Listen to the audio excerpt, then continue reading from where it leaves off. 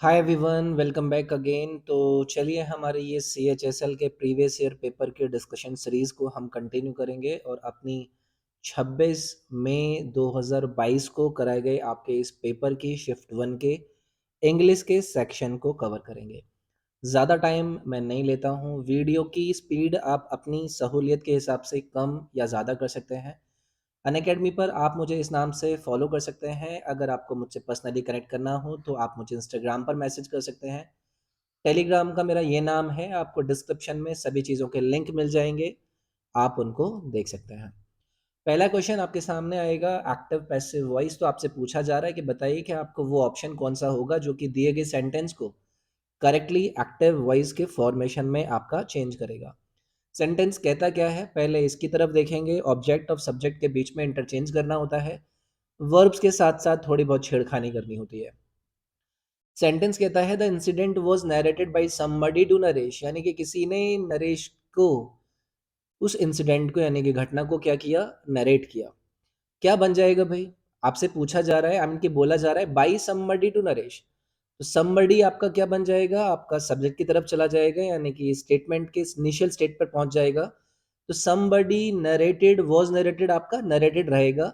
Somebody narrated the incident to Naresh, to Naresh आपके भाई साहब यहीं पर रहेंगे। तो somebody narrated the incident to Naresh, यहाँ पर आपका बी विकल्प करेक्ट होता। एकदम आसान सा सवाल था। अगला क्वेश्चन आपसे पूछ रहे हैं कि आपको यहाँ पर जो ये बोल्ड वाला शब्द दिया गया है इसका एंटोनिम बताना है, यानी कि इसका आपको विलोम शब्द बताना है। भाई विलोम शब्द आप कब बता सकते हो, आप तभी बता सकते हो जब आपको उसका अर्थ पता हो। तो वर्ड आपको दिया गया है यहाँ पर इम्पेटस, इम्पैचुअस। अब इसका अर्थ क्या होता है, इम्पेचुअस आप ऐसे मान लीजिए कि यू आर एक्टिंग या फिर डूइंग समथिंग वेरी क्विकली, मतलब बिना किसी केयर के, बिना किसी सोच के, बिना मतलब कुछ सोचे समझे बस जल्दी जल्दी करते चले जा रहे हो। तो इसको आप बोल देते हैं आपका इम्पैचुअस।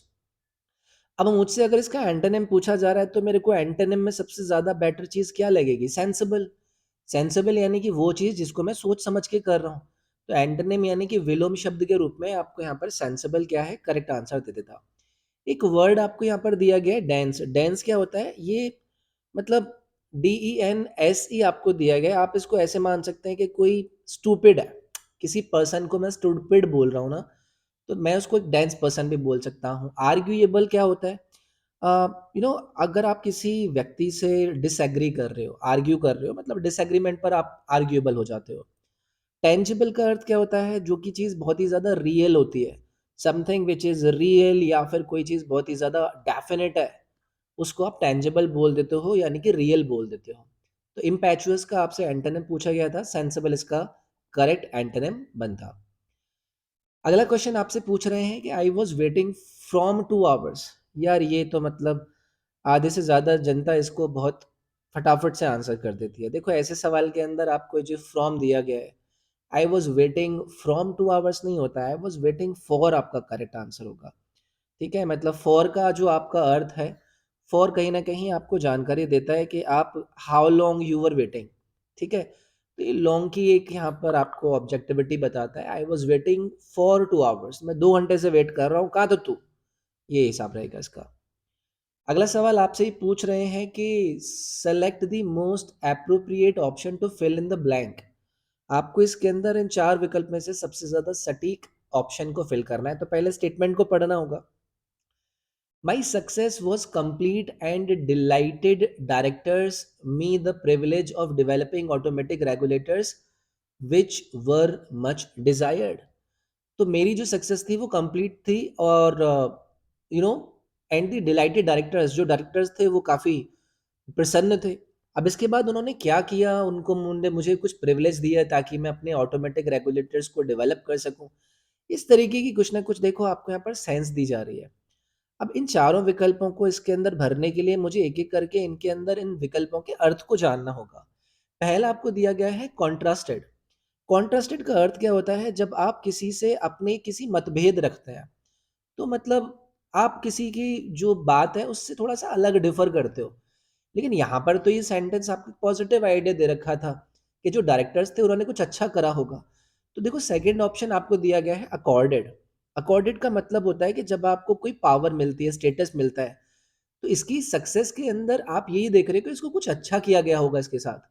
तो बी विकल्प अकॉर्डेड, जिसका अर्थ मैंने आपको बताया कि आप किसी को कुछ रिकॉग्निशन दे रहे हो, आप किसी को कुछ स्टेटस दे रहे हो, आप किसी को कुछ पावर दे रहे हो उसके अच्छे काम के लिए। तो यही आपका सबसे सटीक यहाँ पर ऑप्शन बैठेगा। डिसएग्रीड कोई मतलब नहीं बनता है, आप यहाँ पर डिफरेंट ओपिनियन रख रहे हो, ये नहीं होगा। रिमूव्ड का भी कोई मतलब नहीं बन रहा है। बी विकल्प करेक्ट आंसर रहता। अगला क्वेश्चन ये आपसे पूछ रहे हैं कि शी वॉज लाफिंग फ्रॉम, दिए गए चार विकल्प में से क्या चीज आप यहाँ पर भरोगे। She was laughing from the exuberance of the performance. अब आप इसको तभी तो लगा पाओगे जब आपको इन चार विकल्प में से सबसे सही बात पता होगी कि भाई किसका अर्थ क्या है। अब यहाँ पर चीज तो चलो मेरे को पता चल गई कि भाई वो लाफ कर रही है, परफॉर्मेंस से रिलेटेड कुछ ना कुछ उसके दिमाग में चल रहा है। तो यहाँ पर पहला जो शब्द आपको दिया गया है वो है आपका परफेक्ट। परफेक्ट मतलब वही है कि किसी भी डिजायरेबल एलिमेंट्स के अंदर जो रिक्वायरमेंट थी वो आपको वहां पर दिख गई है। उसके बाद दूसरा आपको दिया गया है शेयर। शेयर का अर्थ क्या होता है? शेयर मतलब ये मिक्स्ड नहीं है, नॉट मिक्स्ड विद, मैं यहाँ पर आपको इससे कह सकता हूँ। शेयर मतलब बहुत क्लियर है, ठीक है। तो she was laughing from the sheer exuberance of the performance. जैसा उसने देखा, उससे जो उसको एक्चुअली में एक्चुअल फीलिंग आई, उससे उसने क्या किया, उसके ऊपर मुस्कुराहट दी या फिर उसको अपनी फीलिंग्स शेयर करी। तो शेयर देखो यहाँ पर आपका करेक्ट ऑप्शन बनता। उसके बाद एक शब्द आपको यहाँ पर दिया गया है अटर। अटर का मतलब क्या होता है? कोई चीज़ जो कि बहुत ही ज़्यादा एक्सट्रीम हो या फिर एब्सोल्यूट हो, वो आपकी अटर होती है। टोटल का अर्थ क्या होता है? जो चीज़ मतलब अमाउंट में या फिर होल नंबर में होती है उसे आप टोटल कह देते हो। तो ये शेयर आपका करेक्ट बनता है यहाँ पर। अगला सवाल भाई, आपको ईडीएम का अर्थ बताना है। ईडीएम आपको यहाँ पर दिया गया है hard and fast. Hard and fast का मतलब क्या होता है? ऐसे मान लीजिए कि जब कोई चीज़ बहुत ही ज़्यादा आपको स्ट्रिक्ट वे में बताई जा रही हो, है ना? मतलब उसको आप मॉडिफाई नहीं कर सकते, आप उसको एवेड ही नहीं कर सकते। तो something which is very strict और can not be modified, that will be a hard and fast thing. तो विकल्प नंबर ए आपका यहाँ पर करेक्ट रहता।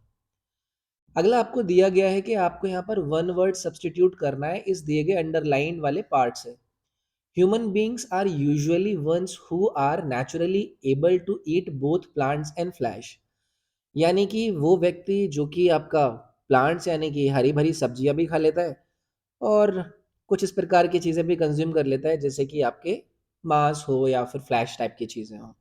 क्या बोलते हैं इसको? बोलते हैं आप ऑमनीवोरस।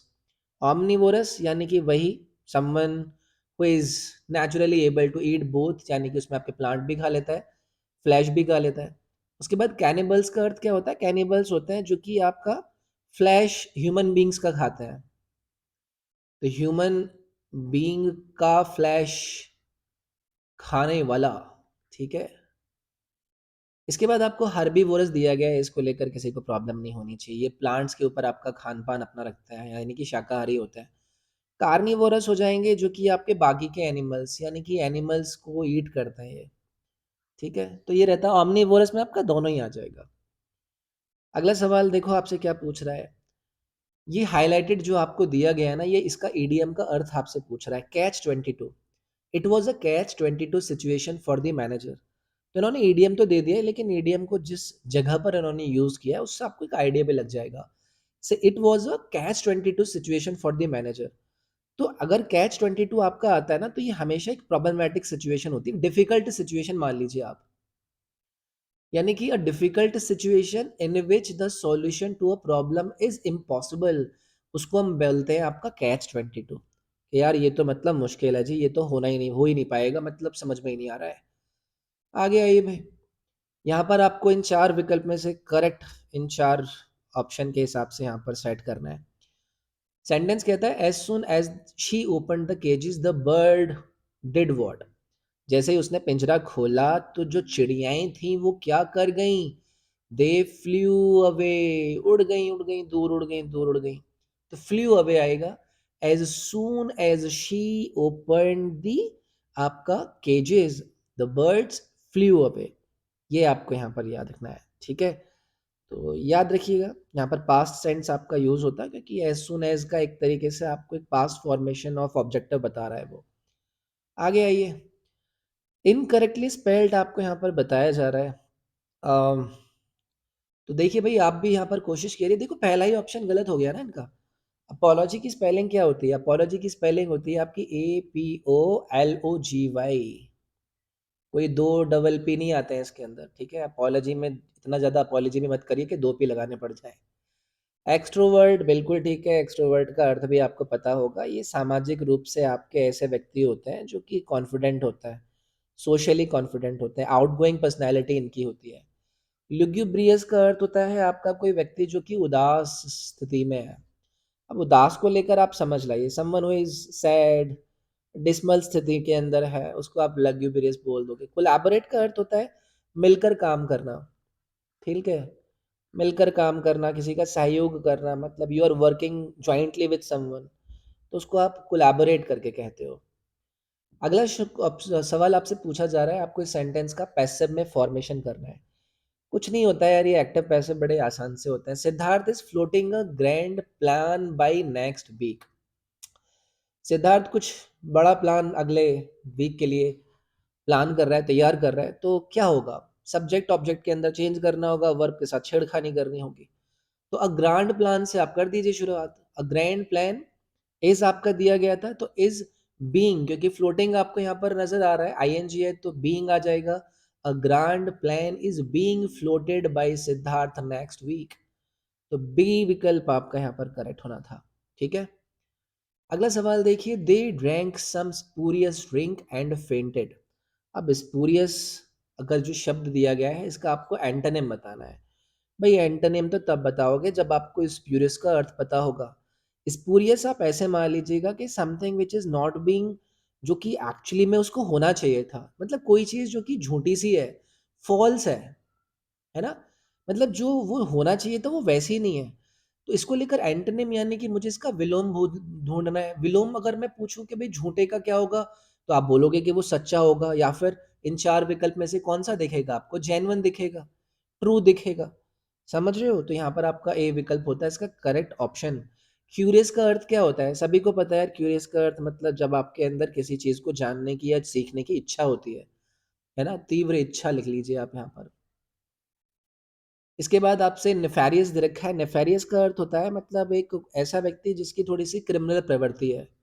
तो मतलब कोई क्रिमिनल प्रवृत्ति का व्यक्ति है ना, उसको आप नेफेरियस बोल सकते हो।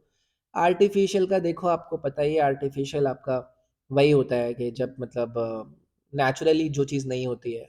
Something which is not natural is artificial. आपने किसी चीज़ से उसको कॉपी करा होता है, तो ये भी आपका पता ही होगा आपको। एंटोनिम बताना है भैया आपको फॉर्मर का, FORMER यहाँ पर आपको दिया गया है। फॉर्मर का अर्थ क्या होता है?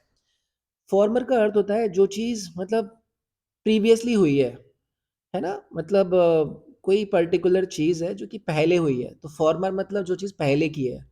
तो अगर मुझे इसका आपका ढूँढना है, इसका एंटोनिम यानी कि विलोम शब्द, तो करेक्ट सही उत्तर क्या बन जाएगा? इसका लेटर बन जाएगा। आपने सेंटेंस के अंदर भी यार इनको देखा होगा यूज़ होते हुए। तो लेटर आपका बाद का होता है, फॉर्मर आपका पीछे का यानी कि प्रीवियसली वाला होता है। उसके बाद बाकी के जो दिए गए हैं इनके भी आपको ऑप्शन पता ही होंगे। एक्सटर्नल होता है जब कि कोई ऐसी चीज़ जो कि आउटर सरफेस वाला अपना स्ट्रक्चर दिखा रही है, ठीक है? एडिशनल क्या होता है, किसी चीज़ में आपने एक आधा चीज़ और जोड़ दी है, एक्स्ट्रा डाल दी है, तो वो आपका क्या कहलाएगा? एडिशनल कहलाएगा। फीचर्ड क्या होता है? फीचर्ड होता है जहाँ पर आप किसी की डिस्टिंक्शन दिखाते हैं, किसी से इसको अलग करके दिखा रहे हैं। जैसे आपने देखा होगा किसी भी प्लेटफ़ॉर्म पर फीचर्ड कोर्सेज़, मतलब कोर्सेज़ बहुत सारे हैं, लेकिन ये वाला जो है ये कुछ अलग है, फीचर्ड है, ये अलग अपने आप को दिखा रहा है। एंटोनिम बताना है यार, बड़े सारे एंटोनिम पूछे गए थे इस वाली शिफ्ट के अंदर। सैवेज का, यार सैवेज आपने बार-बार बहुत बार सुना होगा। सैवेज का अर्थ आप ऐसे मान लीजिए कि अनसिविलाइज़्ड टाइप का कोई पर्सन या फिर ग्रुप, ठीक है?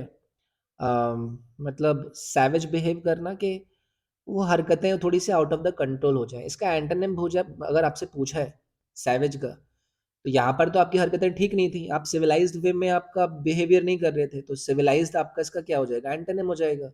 यानी कि आप एक तौर तरीके से यहाँ पर अपना बर्ताव कर रहे हैं। ब्रूटल का सभी को पता ही होगा, ये मतलब किसी को अनप्लीज़ेंटनेस देना या फिर किसी के अनप्लीज़ेंटनेस शो करना, उसको हम ब्रूटल कह देते हैं। एडिक्वेट का अर्थ क्या होता है? अम, मतलब कोई सैटिस्फैक्टरी या फिर एक्सेप्टेबल चीज़ है किसी क्वालिटी के वे में, किसी की क्वालिटी बहुत अच्छी है, जैसा आप चाहते थे वैसी है, तो वो क्या हो जाएगा आपका? एडिक्वेट हो जाएगा। इम्पार्शियल क्या होता है? मतलब मतलब हर अपने जो भी आपके सामने दिख रहे हैं ना, आप किसी के साथ वो नहीं कर रहे हो, अलग नहीं दिखा रहे हो, भेदभाव नहीं कर रहे हो, सबको सेम ट्रीट कर रहे हो, ठीक है? तो इम्पार्शियल हो आप किसी को एक को सपोर्ट नहीं कर रहे हो, आप इम्पार्शियल हो, ठीक है भाई? आगे आइए। अगला क्वेश्चन आपसे पूछ रहे हैं कि आपको बताना है उस सेंटेंस के अंदर जिसके अंदर आपको कोई भी स्पेलिंग एरर नहीं दिया गया है। स्पेलिंग एरर पूछना है। Which has no spelling error. तो चलिए भाई, पहला हम यहाँ पर ऑप्शन चूज करते हैं। Gates Geet runs a pharmaceutical chemist shop at New Delhi. भाई देखो, ये शब्द दिया गया है आपका फार्मास्यूटिकल। अगर आपको पता है कि भाई इसका मतलब वो क्या है, एक्चुअली में करेक्ट वो क्या है, मीनिंग क्या है, अब उसको जानने के लिए आप वो सब कर सकते हो। लेकिन अगर मैं यहाँ पर आपसे बात करूँ पहले करेक्ट आंसर ढूँढने की, तो मुझे यहाँ पर अभी फ़िलहाल नो स्पेलिंग देखना है।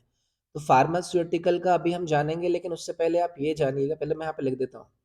यहाँ पर आपका लिख देता हूँ, ये रहेगा आपका PHARMA, इसके बाद क्या आता है आपका CEU, इसके बाद आता है आपका TICAL, तो ये होता है आपका फार्मास्यूटिकल, ठीक है? तो यहाँ पर भी गलत था। क्या ये वाला आपको यहाँ पर करेक्ट ऑप्शन 2 के अंदर दिख रहा है? ये ठीक है, ये वाली स्पेलिंग आपकी ठीक थी। तो फार्मास्यूटिकल ही दिया गया था। इन तीनों के अंदर ही आपकी गलत थी। ये वाली गलत है, देखो ये वाली गलत है, ये वाली गलत है, ये वाली ठीक थी। तो यहाँ पर आपका ये सेकंड ऑप्शन करेक्ट हो जाता, ठीक है? अगला सवाल आपको यहाँ पर ब्लैंक के अंदर फिल करना है, और ब्लैंक के अंदर आप देखोगे कि चारों ऑप्शन आपकी एक ही स्पेलिंग जैसे लग रहे हैं। तो रिकॉन्सिलेशन करके शब्द है, उसका आपसे यहाँ पर स्पेलिंग पूछा जा रहा है। तो रिकॉन्सिलेशन मतलब होता क्या है? मतलब अगर आपके साथ किसी की लड़ाई हो गई थी, आप उसके साथ अपने फ्रेंडली रिलेशन को दोबारा स्टैब्लिश कर रहे हो, आप दोबारा से दोस्ती कर रहे हो, आप जो कट्टी हो गए थे वो कट्टी आपकी खत्म हो गई है, ठीक है?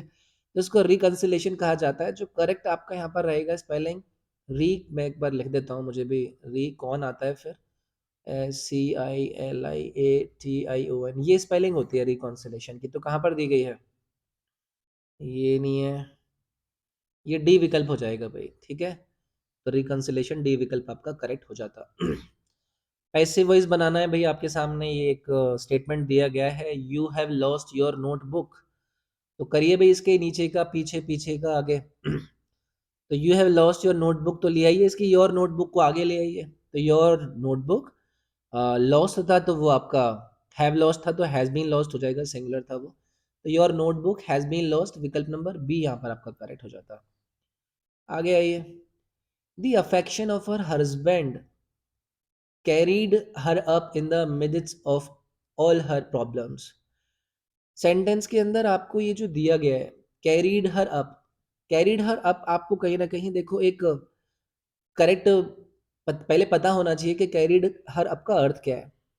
अम, आप ऐसे मान लीजिए कि किसी को आप ना उसके डिफिकल्ट सर्कमस्टांसेस के अंदर ना सस्टेन कर रहे हो, प्रॉब्लम कोई फेस कर रहा है, तो आप उसको थोड़ा सा मनाने की कोशिश कर रहे हो कि उसको कोई प्रॉब्लम ना आए, है ना? तो मुझे यहाँ पर मोस्ट एप्रोप्रिएट ढूँढना है, the affection of her husband, मतलब उसके हस्बैंड की जो चाहत थी अपनी बीवी के प्रति, वो उसकी प्रॉब्लम के प्रति कैसा शो ऑफ करती थी, कैसा दिखाती थी। अब यहाँ पर देखो, आपको एक ऑप्शन दिया गया है, बोर हर अप। ये बोर हर अप जो ऑप्शन दिया गया है, ये एक्चुअली में जब कोई इमोशनली डिस्ट्रेस में होता है, यानी कि कोई मतलब परेशान है, तो ऐसी कंडीशन में उसको थोड़ा-सा प्रिज़र्व करने की कोशिश करता है, उसको हेल्प करने की कोशिश करता है। जैसे होता नहीं है कि मतलब बस मुझे आपकी बाहें मिल जाएँ, मेरी ज़िंदगी की तो सारी की सारी समस्याएँ दूर हो जाएँ। तो ये बोर हर अप वो वाली फीलिंग देता। तो हस्बैंड के साथ एक्चुअली में वो वाली फीलिंग चाहिए होती है ना, तो इसलिए बोर हर अप आपका यहाँ पर सबसे सटीक ऑप्शन बैठता। कैरीड हर अप भी एक पॉजिटिव सेंस देता है, बट सबसे सटीक की बात हो रही थी, तो बोर हर अप आपका देखो यहाँ पर करेक्ट बनता है, क्योंकि यहाँ पर आप इमोशनली सपोर्ट कर रहे हो उसको, उसकी प्रॉब्लम्स में। अगला क्वेश्चन आपसे पूछ रहे हैं कि the beauty of our festival lies in unity in where. हमारे जो त्योहार होते हैं उसका जी उसकी जो सुंदरता है, वो किसके अंदर है, वो यूनिटी किसके अंदर आपको आती है, वो डाइवर्सिटी के अंदर जो यूनिटी रहती है, वही तो आपको हमारे जो त्योहार हैं उनकी सुंदरता के रूप में नजर आती है। तो डाइवर्सिटी यानी कि जो अलग अलग डाइवर्सिफाइड आपको सेक्शन देखने के लिए मिलता है, उनके बीच का एक रोल। ये भाई इसमें ABCD कर दीजिए, क्या क्या है, कैसे कैसे है। चारों सेंटेंस की आइडिया लेना है आपको कि पहले शुरुआत किससे होगी। बट से तो देखो होगी नहीं। There is no telling when a squabble between a couple. There is no relationship that does not flatter. Arguments, disagreements, and conflicts are extremely common. तो देखो ये एक जनरल सा स्टेटमेंट लग रहा है ना? डी आपका जनरल सा स्टेटमेंट लग रहा था, लेकिन there is no relationship that does not falter. एक बार देख लेते हैं।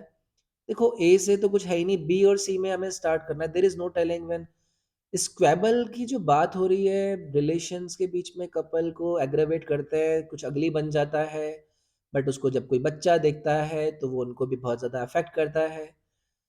बी से तो स्टार्ट नहीं होगा क्योंकि ऑलरेडी ये जनरलाइज कर रहे हैं किसी बैकग्राउंड स्टेटमेंट को। तो सी से स्टार्ट करके देखते हैं। There is no relationship that does not falter. ऐसा कोई भी रिलेशन नहीं है जिसके अंदर आपको कुछ नोक-झोंक देखने के लिए ना मिले। आर्ग्यूमेंट्स हो, डिसएग्रीमेंट्स हो, सी डी आपका होना चाहिए था। सी डी से आपका होता है, भाई ये वाला ऑप्शन आपका करेक्ट हो जाएगा, ठीक है? तो ये वाला करेक्ट हो जाता, आगे बढ़ता है। पैसेज पर आते हैं भाई, एक-एक करके पैसेज को चेक करेंगे और हर इसके दिए गए ऑप्शन के अंदर फिलिंग करेंगे। Poetry and novels became very in 18th century. Robinson Crusoe by Daniel Defoe, इसको पब्लिश करा गया 1719 के अंदर. This is regarded as the first successful English novel. It is partially based on the true life adventures of a traveler जिसका नाम Alexander सेल्किक था. Jonathan Swift की Gulliver's travel इसको लिखा गया 1726 में. And what for imaginary journeys, four imaginary journeys एक ship doctor की वहां पर दिखाई गई. तो चलिए एक एक करके फिल करते हैं भाई. पहले वाले के अंदर क्या आएगा, चलो पहले वाले को फिल करता है. पोट्रीज मतलब poetry and novels became very, मतलब वेरी क्या मतलब, हमने सेंटेंस को पैसेज का जो शुरुआत का आधा पैसेज पढ़ा है, हमें ये लग रहा है कि मतलब कुछ तो हुआ है, बढ़िया हुआ है. तो मतलब यहाँ पर देखते हैं क्या हुआ है. तो पॉपुलर हो रहे थे वो भाई, ठीक है. तो poetry and novel became popular in 18th century. तभी तो हम यहाँ पर बात कर रहे हैं. बाकी के जितने भी काम हो रहे हैं आगे की, इसकी आई नॉवेल, उसकी पोइट्री आई. इसके बाद अगले पर आइए भाई, नंबर 2 के अंदर क्या आएगा, नंबर 2 पर आ जाइए. यहाँ पर है Jonathan Swift's Gulliver travel was written in 1726 and four imaginary journeys. डिस्क क्या कर रही थी ये, मतलब फोर इमेजिनरी जनरी को क्या कर सकती है, डिस्क्राइब कर रही होगी. ठीक है, उसकी जो वो बुक थी, नॉवल था, वो डिस्क्राइब कर रही होगी ना. तो यहाँ पर आपका डिस्क्राइब आना चाहिए था, तो यहाँ पर हो जाएगा आपका डिस्क्राइब. ठीक है, विकल्प नंबर ए यहाँ पर आपका करेक्ट हो जाएगा. अगला है, आपसे पूछा जा रहा है थर्ड नंबर के अंदर, poetry around British people and places. मतलब ये इसकी बात कर रहे हैं, poetry around British people and places. आइए भाई, तीसरे नंबर पर क्या आ रहा है, पोइट्री अराउंड ब्रिटिश पीपल, मतलब रिवॉल्व भी बता सकते हैं कि पोइट्री जो है वो ब्रिटिश पीपल उनके अराउंड में घूम रही है ना. तो यहाँ पर रिवॉल्व आ जाता. फोर्थ नंबर पे क्या है, poets also considered nature as a source of what. Poets also considered nature as a source of what. तो यहाँ पर इंस्पिरेशन आ जाएगा कि नेचर को as a source of inspiration के रूप में पोइट्स देख रहे होते हैं. इसके बाद फिफ्थ है आपको, the poets wrote in a simple style and language so that what masses could understand it, यानी कि कौन सी जनता उसको समझ पाए, इस प्रकार से उसको लिखा गया. तो इसमें करेक्ट रह जाएगा कि जो नॉर्मल ऑर्डिनरी क्राउड है वो उसको समझ पाए. तो यार ये था आपका इंग्लिश का आज का सेक्शन, और आई होप आपको मज़ा आया होगा. ऐसे ही मैं आपको CHSL के चारों सब्जेक्ट के सेक्शन कराता रहूँगा. इंस्टाग्राम, टेलीग्राम वगैरह के सबके लिंक आपको डिस्क्रिप्शन में मिल जाएंगे. पसंद आती है वीडियो तो लाइक ज़रूर कीजिएगा. लाइक करने से आपके लिए तो फ्री होगा, बट मुझे काफ़ी मोटिवेशन मिलेगा. मिलता हूँ नेक्स्ट वीडियो के अंदर. अपना ख्याल रखिएगा. Have a good day. Thank you.